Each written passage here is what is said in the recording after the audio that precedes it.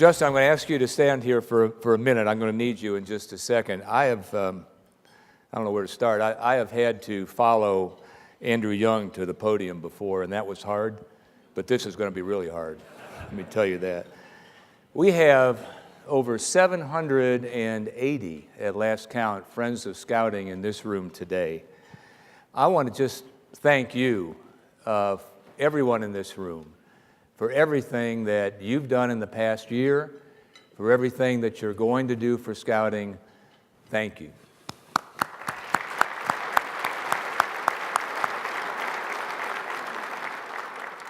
You know, our group today covers a large area. We are here throughout the Atlanta Area Council. We cover from Carrollton to Covington. We cover from Jonesboro to Jasper. I think even the back end of that room stretches into another county. I think you'll agree with me that the food and the facilities and the staging, the production of this event have just been outstanding. I would like you also to join me in thanking a lot of volunteers and a lot of professional staff who have made this possible today.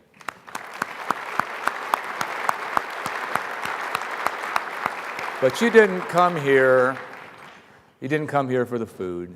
You didn't come here for the entertainment.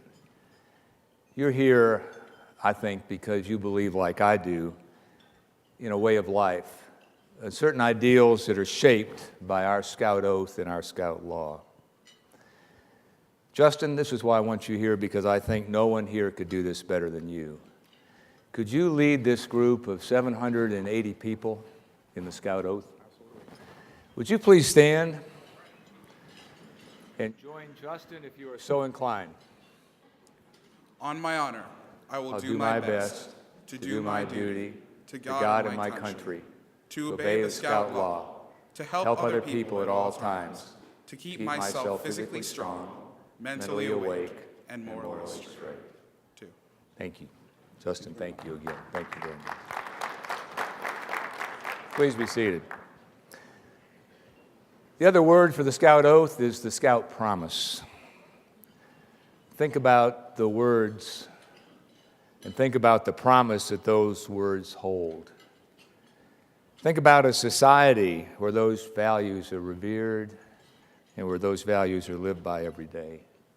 That's what I want for this generation and for every future generation of Americans. And I think, in fact, I know that everyone here wants that too.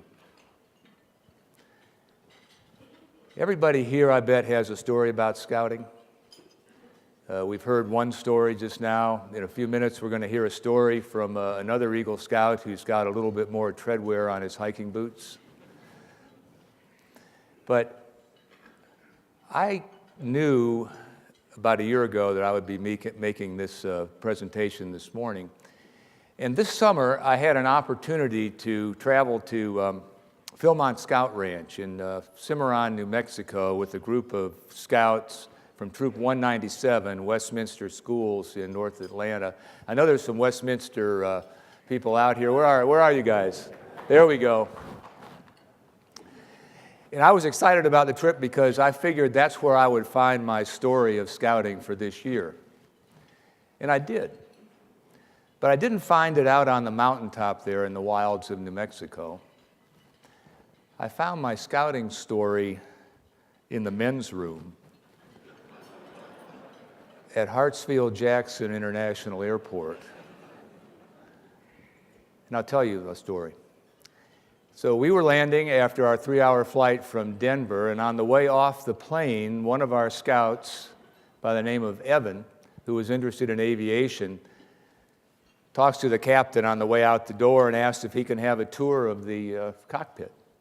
And of course, the captain obliges, so the rest of the troop goes with the other adult visors to baggage claim in order to pick up their baggage. And I stayed behind at the jetway gate in order to wait for Evan to get off the plane. And after a while, he and the captain came out, and we talked for a minute, and then we headed down the concourse. And of course, it's been a 3-hour flight, so first things first, I had a stop that I had to make. And so while I went in, Evan waited outside in the concourse. And while I was washing my hands, a man spied my scout uniform, and he came up to me and he said, I just wanted to let you know how much I appreciate the fact that your Boy Scout is out there watching my daughter while I'm in here.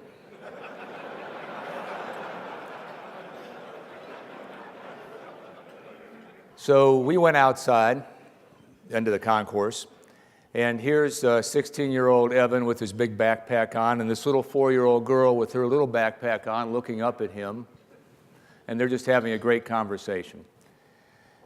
We went our separate ways, and I got about 6 steps down the concourse before the magnitude of that situation really struck me. Where else in our country today, under what circumstances would a man entrust his 4-year-old daughter to a 16-year-old boy who he had never met before to watch her in the concourse of the busiest airport in the United States?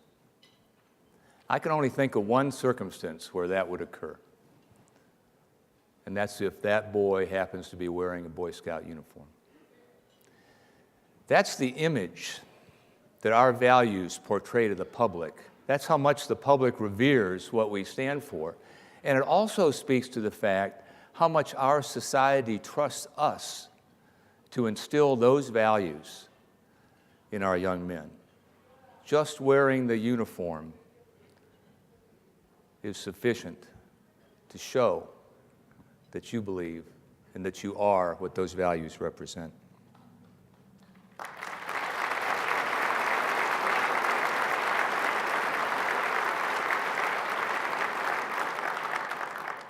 You know, for all its promise, though, scouting's got problems. Actually, I think we only have one problem. The problem may have many faces, but it's just one problem. Our problem is that there are young men out there who need our program and who aren't getting it. That's the only problem we have. You know, 80 years ago, the American actor and well-known humorist Will Rogers spoke to this. He said, the only problem with the Boy Scouts is there aren't enough of them. You know, that was true then, and very poignantly, I think it's more true today. Now, the solution to this obviously has multiple facets, but one part of the solution, and the part that we can take care of and that we can handle today, is the financial part. And that's where Golden Eagles come in. Some of you may wonder, the Golden Eagle event, well, what's a Golden Eagle? A Golden Eagle doesn't have to be an Eagle Scout, doesn't even have to be a Boy Scout, although many of them are. Golden Eagles are the financial cornerstones of scouting. Now, judging by the numbers here, you may not know this, but Golden Eagles are actually relatively few in number, and yet they're powerful by their image. Golden Eagles set an example of leadership that propels our movement, that others will follow.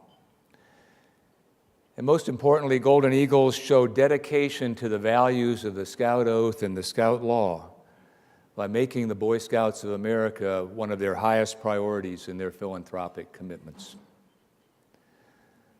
In short, Golden Eagles do their best. Our council has established a Golden Eagle Donor Society. This society recognizes this vital group of benefactors. Members of our Golden Eagle Donor Society are donors who give $1,000 or more. And within that society, we have other levels, $2,500, $5,000, and even $10,000 levels. Now, if you are here today and you are not yet a Golden Eagle, it's because somebody here has recognized in you that potential to become one. And it's a good chance that whoever that is sitting right at that same table with you.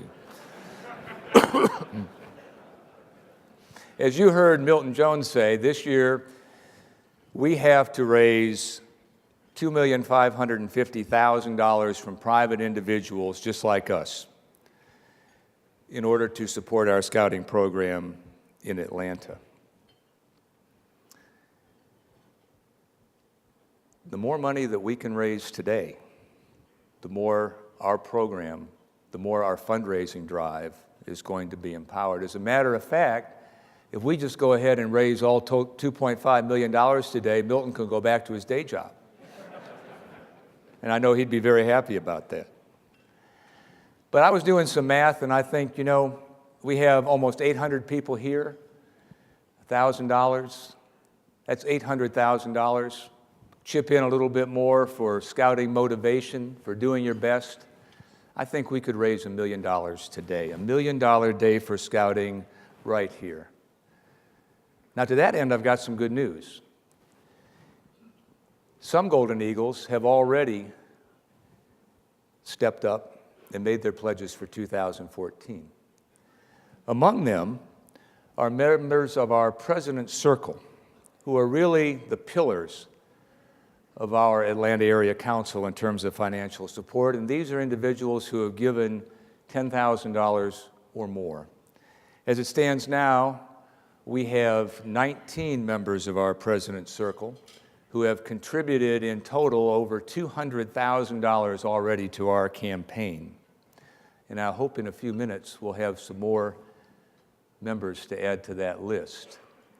If you see one of those members at your table, please thank them.